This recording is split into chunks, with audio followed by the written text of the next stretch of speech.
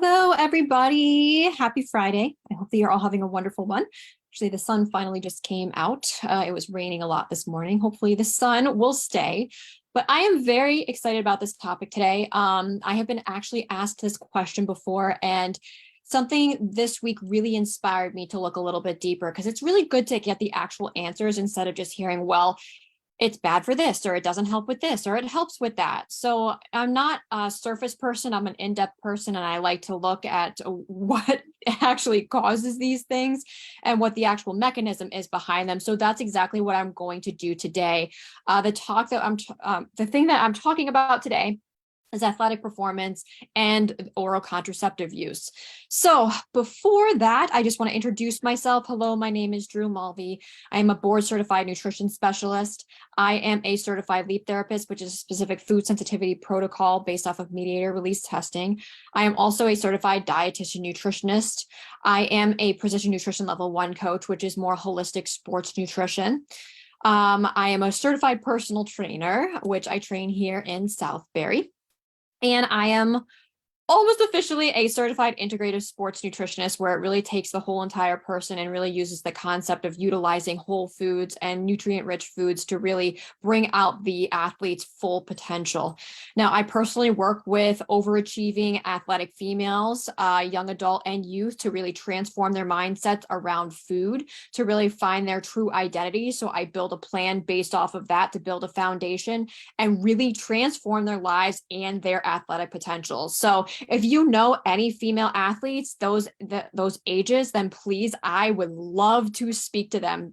I've had so much experience with health conditions and even this particular topic as well. And yes, actually firsthand, I was thinking about that today. I've had firsthand experience of what birth control pills have actually done to my body. So if you really want to ignite your athletic potential, let's get you in, let's get you started, sign up for your icebreaker call today, and we'll talk about your goals. All right, with that in mind, so the talk today, we're talking about oral contraceptives and athletic performance. Now, in disordered eating, this actually goes hand in hand. I'll share my personal experience. I lost my period in 2013. I believe it was 2013. And that lasted for about 5 years. About a year later, we didn't know what was going on. I was seeing an endocrinologist. My estrogen had tanked. I don't think I even really had progesterone that was being produced either. Yet my other hormones were elevated. Interestingly enough, that's very common in menopause too. So I went to a reproductive specialist, and they basically told me that I couldn't reproduce naturally and they wanted me to go on oral contraceptives. I really fought this because I had been on oral contraceptives before.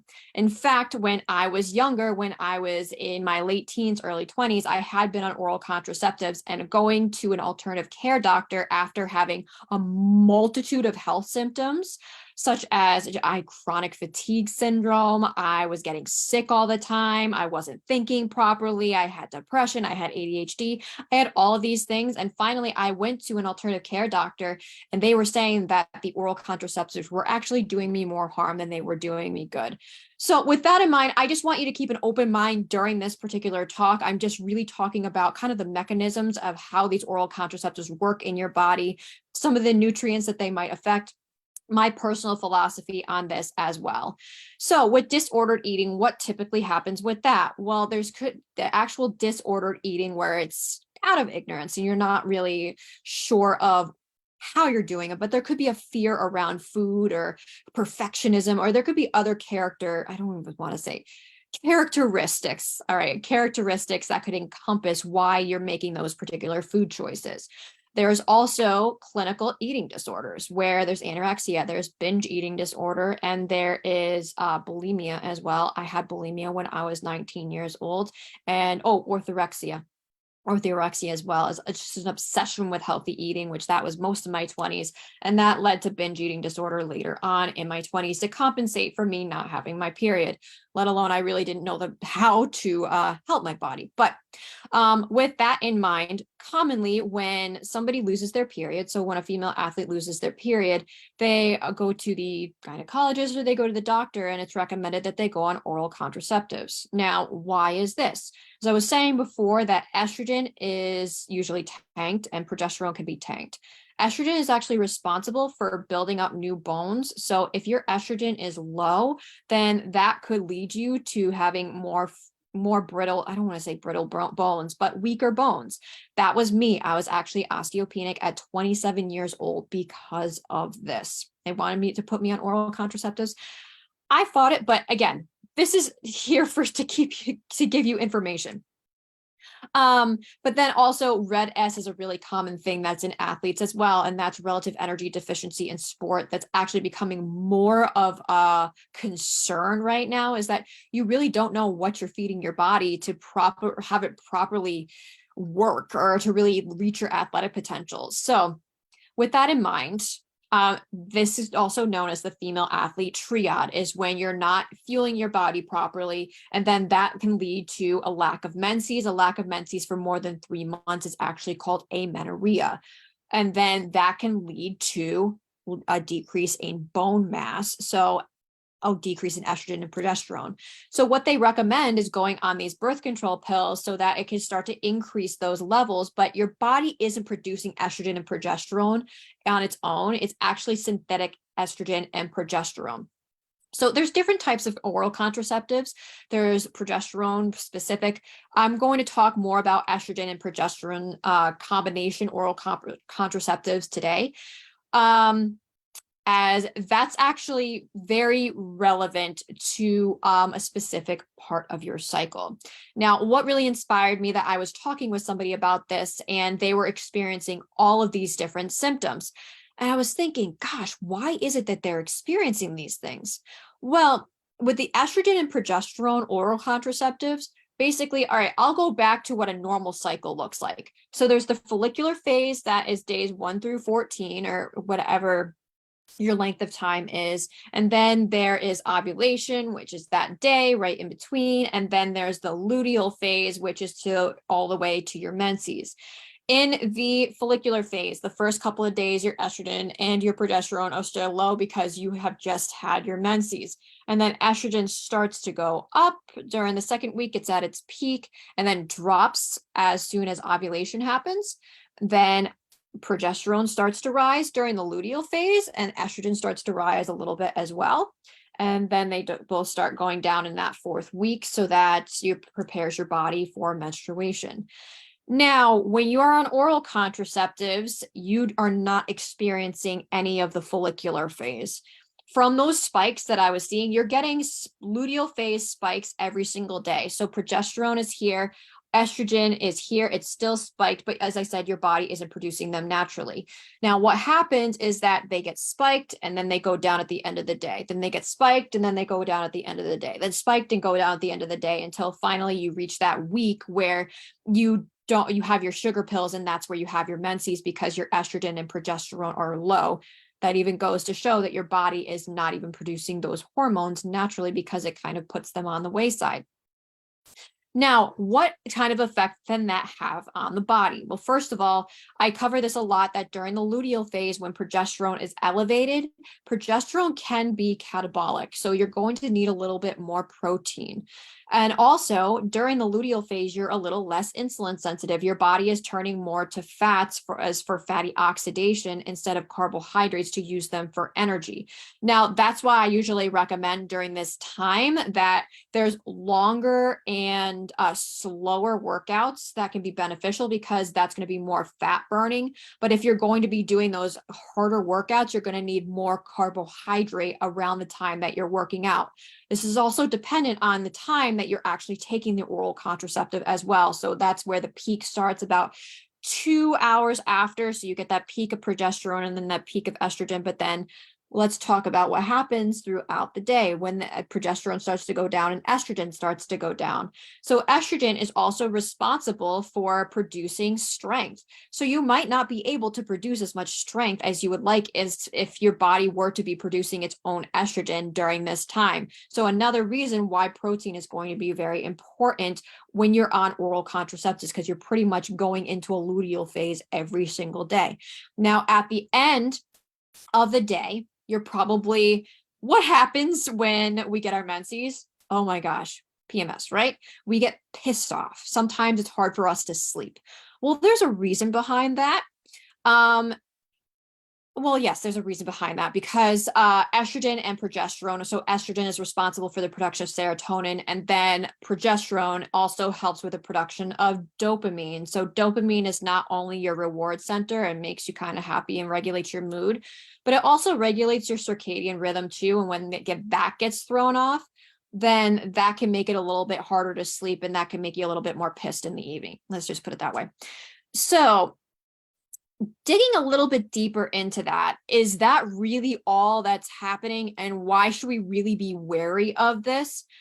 Well, I know that there are probably many females right now that are taking oral contraceptives that are athletes. Those that have had disordered eating or have lost their periods may be on these oral contraceptives just to help with the bone mass. But what exactly is it doing in your body? So interestingly enough, I dug a little bit deeper into this because I kept hearing, oh, it messes up your gut. It depletes your B vitamins. It does this, it does that. So the research that I found, it does actually affect the bacterial balance in your gut, particularly the firmicutes. Now, in this recent study that I was looking at in the control group compared to those that are on oral contraceptives, during their luteal phase, their firmicutes, so as I was saying before, that oral contraceptive users, it's basically they're in a constant luteal phase, that the firmicutes were actually decreased and their alpha diversity, so the amount of different taxa, the amount of different types of bacteria, let's just keep it easy. Types of bacteria that are in your gut are actually diminished. And firmicutes are actually very important for carbohydrate digestion and carbohydrate utilization to actually proliferate those really good bacteria. So if the firmicutes are down and then there is an imbalance of the other, which is bacteroidetes, then that can create a lot of problems in your gut. Interestingly enough, part of the firmicutes is this particular strain called Lactobacillus plantarum. Now, Lactobacillus plantarum is responsible for not only serotonin production, but folate production as well. As that's part of the firmicutes, that's exactly what this oral contraceptives have the effect on, is folate metabolism, and as well as carbohydrate metabolism, as well as the production of serotonin. So that's where your B vitamins are going to be coming in. Now, the decreases in B6 particularly and folate, those are very important for methylation, which is an important detoxification pathway. So it helps to clear things out of your body. And it's also very important for protecting your DNA and protecting your genes so that the proteins in your body are made effectively. If those get damaged, then well, there's a slew of things that can happen. That improper proteins can be made. And then when there's that damage, they can start to proliferate and proliferate and proliferate. And that's where cancer can come in. So I'm not trying to scare anybody. But that's why it's really important that we have optimal B vitamin status. And other nutrients that oral contraceptives do tend to deplete are zinc and vitamin C. Now, zinc is very important because it helps with protein digestion. Now, protein is going to really help with your muscle recovery and muscle repair. So if you're not digesting it properly, your body's not going to be able to assimilate it properly and to really build the strength and repair your muscles for the training the next day.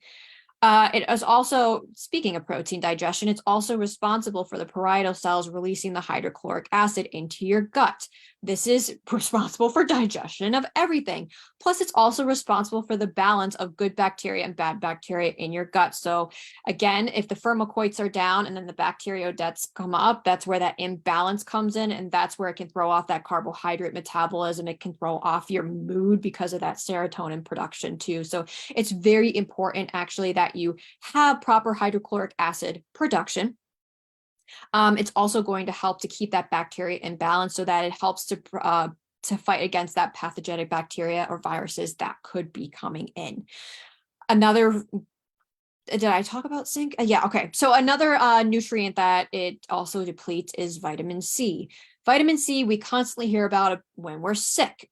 You need more vitamin C. It's really great for immunity. Yes, it's very great for immunity, but it also has several other functions in the body. This one I actually didn't write down. So vitamin C actually helps with regeneration of your body's natural antioxidant glutathione. It's part of that particular enzyme that helps it to be recycled so that it goes back to its normal form and activated form. Vitamin C is also important for the production of epinephrine and norepinephrine. So it's very important for adrenal health, because if you're running low and you're producing all this norepinephrine and you're just going like that, you're going to drain your adrenals out. So vitamin C is going to be really important for adrenal health. And that's really important for female athletes, especially if they are endurance athletes. If you're under eating and then you're overtraining, that's going to be a surefire way to tell your adrenals that they don't want to work properly. So vitamin C. And then vitamin C is also responsible for collagen cross-linking. So it's important for joint health. So with that in mind, what is my personal philosophy on that? Oh, actually, you know what? Backtrack. So how can we formulate our nutrition based off of these particular concepts? Well, we need to bump up the vitamin C sources. So that's going to be your green leafy vegetables. It's going to be strawberries. It's going to be citrus fruits. Guavas are actually very high in vitamin C. And there is I shouldn't even call it a superfood, but an exotic food called camu camu that is actually very, very high in vitamin C. I was recommending this to people when vitamin C was flying off the shelves during COVID. So I was recommending that you can put this in your smoothie and get that vitamin C boost as well. Incorporating sources of zinc. So zinc is very abundant in pumpkin seeds, and pumpkin seeds also has magnesium in them as well, which is going to help to calm your body down. This is going to help with your body's digestion. It's going to help with protein digestion as well. Anything that, I'm thinking of magnesium, I'm sorry. So zinc, pumpkin seeds, oysters are very high in them, actually. Also, when your body is under a state of all of this stress, so you're still training a lot, you want to make sure that you're eating enough. That's the most important thing, but I'm going to get to that in a little bit. So omega-3 fatty acids, they help to decrease cortisol levels, and they help to decrease any sort of inflammation. When you're working out a lot, or you have even other stressors around you that's really just overloading you, then it's really important that you have these omega-3 fatty acids to really decrease that inflammation. But it also helps to coat the cells in this fluid-like fat so that they're functioning properly. That's really important for your brain. So it's really important that you get those omega-3 fatty acids. So that would be from wild-caught fish such as salmon, mackerel, sardines, in particular, cod, and also in plant-based sources. They're not going to be, here's the thing. So with the plant-based sources, if you do have a zinc deficiency, which if oral contraceptives decrease zinc, you're not going to be able to metabolize those particular fats. So from the plants, plants is ALA, and that needs to be converted to EPA and DHA by a specific enzyme. That enzyme requires zinc. So if you don't have enough zinc in your body, you're not going to be able to produce that EPA and DHA.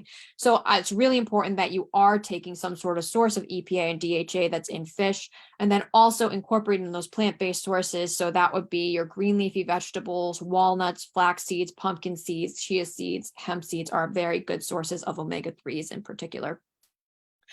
Another big one that you want to incorporate into your diet, I was talking about bacterial balance, and particularly how oral contraceptives can kind of throw off that natural balance of bacteria in your gut. So the Lactobacillus plantarum, that one in particular that I was looking at, is responsible for folate metabolism, but it's also responsible for serotonin production. So we want to make sure that we're getting that in our diet. That is going to be in foods such as anything that's going to be fermented. So your sauerkrauts, your kimchi, yes, kimchi, not cheese. Oh my gosh, kimchi. And then there's also the bifidobacteria species. Those are very important for folate metabolism. And as I said, it's folate, vitamin B12 and vitamin B6. And then it's also an amino acid methionine, which is important, or most people know it as acetyl methionine, so SAMe. That's responsible for methylation. So it's helping with also the clearance of homocysteine from your body as well to be converted to cysteine, and then cysteine can go and connect with glutamine and glycine and then create glutathione. But anyway, I gave you a free biology lesson today. Anyway, with the bifidobacterium species, so that's going to be really important to build those up. So that's going to help with the folate production in particular. That is in some complex carbohydrates such as chickpeas and even whole grains. Another really important thing that you want to incorporate into your diet as well is fiber. Fiber is going to help these particular bacteria to thrive and to proliferate. It's direct food for them. So fiber, there's soluble fiber and there's insoluble fiber. Insoluble fiber is the fiber that helps to get things through you so that you maintain regularity. But soluble fiber, that's what the direct food is for these particular probiotics. So that could be prebiotic fibers that are in apples, Jerusalem artichokes, garlic, onions, leeks. But that can also be soluble fiber from whole grains. It could be from fruits and veggies. It can be from nuts and seeds in particular. So really bumping that up and getting the fiber up in your diet is going to help you immensely. Now, with that in mind, what's my personal opinion on this and how do I approach this when I am seeing a client? Well, if somebody comes to me and they have been placed on oral contraceptives and one of the problems is with disordered eating and they're not eating enough, I try to restore their nutrition to a point where they are eating at least maintenance or above. That's telling the body that it's not going to be in a state of stress. There's also some other mechanisms that I incorporate that to make sure that they're eating on a schedule as well, because we just want to decrease any sort of stress. And then from there, once they're fueling their body properly for the activity that they're doing and even starting to be in a little bit of a caloric surplus, even though I don't really try to throw a number at them, but I do try to make sure that they're eating enough, then they can go to the next step, that we can start to wean them off of that particular oral contraceptive and then really train them about a foundation. That's also where the mindset comes into, and balancing your priorities. Is it athletic performance or is it going to be vanity?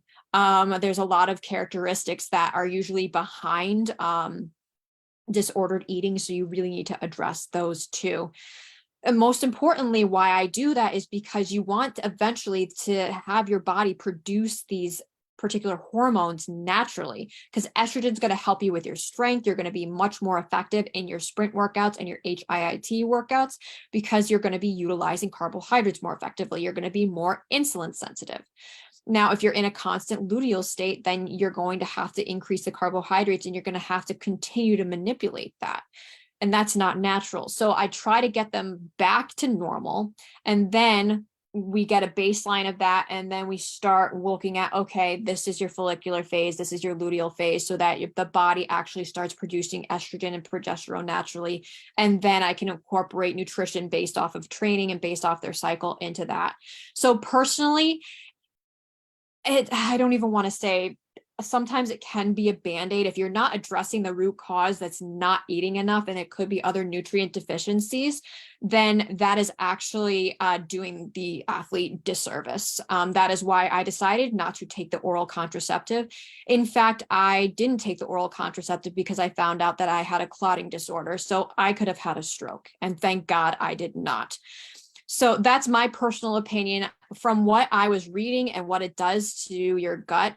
I would rather take that stressor off of you and really train your brain and train your body and just build a foundation so that you're going to be performing your best and you have a great relationship with food. You have a better quality of life. Your hormones are functioning properly. You're able to train properly around that hormonal cycle. And you are just an overall amazing person. And that's exactly what my approach is about.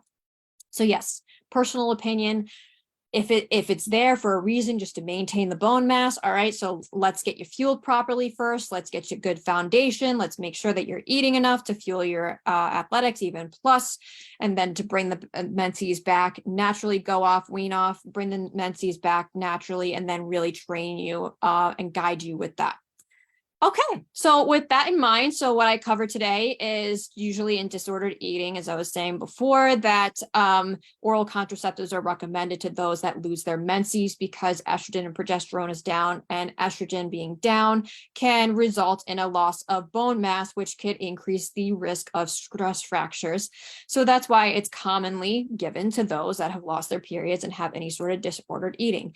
Now, what it does have an effect on particular bacteria in your gut that produce folate and serotonin. So folate is part of methylation, which is important for protecting your DNA. And it's also important for detoxification of foreign material in your body.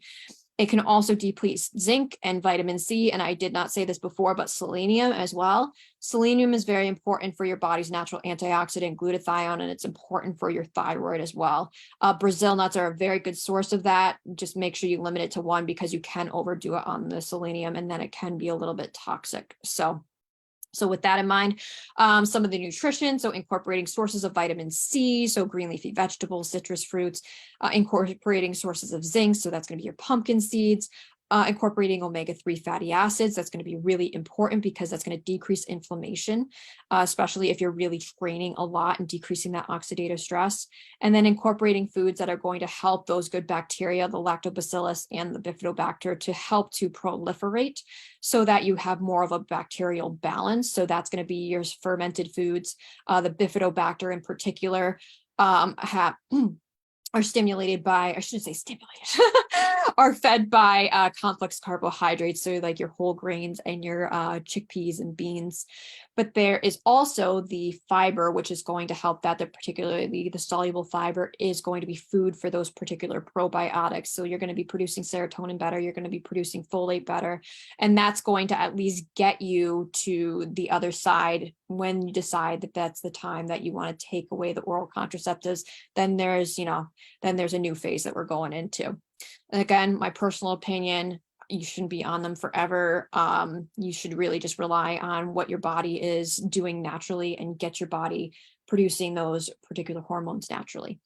All right, everybody, thank you so much. I know this was a little long today, but again, I am really, really passionate about this particular subject, and I am really glad that all of you joined me today. So with that in mind, my name is Drew Mulvey. I'm a certified dietitian nutritionist. I am a board certified nutrition specialist. I am a precision nutrition level 1 coach, which is more holistic sports nutrition. I am a certified lead therapist, which is a specific food sensitivity protocol based off of mediator release testing. I am a certified personal trainer, and I am also very close to attaining my certificate to be an integrative sports nutritionist. So yes, technically I am an integrative health practitioner, and I incorporate that into my plans for my clients. I work with overachieving athletic females, about young adult, youth age, to really transform their mindsets around food. I help them to find their true identity because their food choices are going to be reflective of that true identity, and it brings out their personality. And I really help them to reach their athletic goals and their potential by finally knowing how to use food as fuel in an effective way.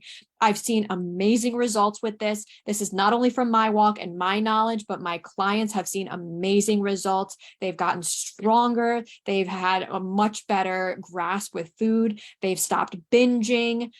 They have started to eat again. It has been absolutely amazing. So if that is you, if you feel like you have a confusion around food, if you feel like you have a fear around food and you don't even know what it is that you're fearing, if you feel like you have so much more in the tank for your athletic potential, but you really haven't reached it yet and you need these tools, let's talk. Sign up for your icebreaker call today. Let's go over some of your athletic goals and your athletic achievements, and then we'll get you right on track and get you a plan that is unique specifically for you. Okay. All right. So with that in mind, I am going to go. Thank you all for attending today, and I hope you all have a wonderful rest of your Friday. Take care. Bye-bye.